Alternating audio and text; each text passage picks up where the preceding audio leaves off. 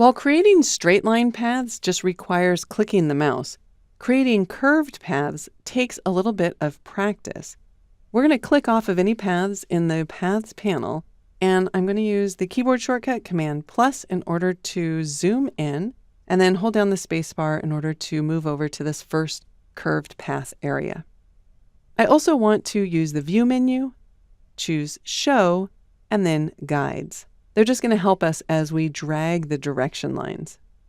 So I don't want to click on this first anchor point. I actually want to click and drag without releasing the cursor. So I'll click and drag up, and I'm going to hold down the Shift key as I drag up, and that's just going to constrain this to a vertical line. And then I'll release the cursor. Now, I haven't actually drawn a path.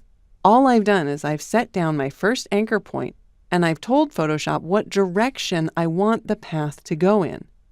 So that when I click and drag on this second anchor point, I draw the path, and you can see that path as I drag the next direction line down.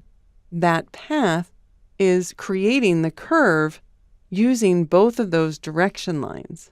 So the first direction line made the path go up, and then this direction line, as I dragged it down, on the back end, because they're parallel to one another, it's dragging this up. All right, now I want the path to go down, which is great because that's the direction line that I've just dragged out. But here I want it to start curving and going up. So I'll click.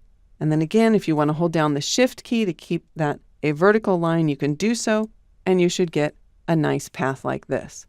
All right, I want to end the path. So again, I could go and select either my Path Selection tool or the Direct Selection tool. Or if I don't want to change tools, I'll just hold down the Command key and then just click besides the path. We see I have the Work Path in the Paths panel. I'll double click on that in order to save that path. So now in this next shape, I want the first path to start going up, but then I want to create this wave. So I need to click here and drag up to set the first direction line. Then I'm going to click and drag up again, and then click and drag up a third time. So I'll tap P to select the pen tool again. I'll click and drag up to set the direction line for the first curve. Then I'll click and drag up again to set the direction line for the next curve. And then I'll click and drag up one more time in order to set the direction for that next curve, and now I get this wavy line. All right, because I still had path 3 selected, Photoshop has added this path to it. That's fine for now. I'm going to hold down the Command key and click to the right of the path in order to deselect it.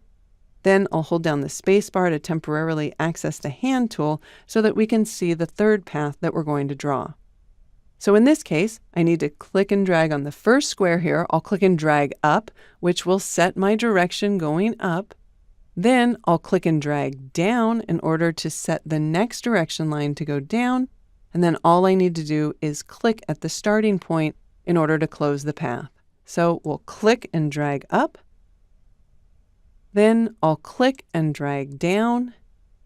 And then to close the circle, all I need to do is click on the starting point.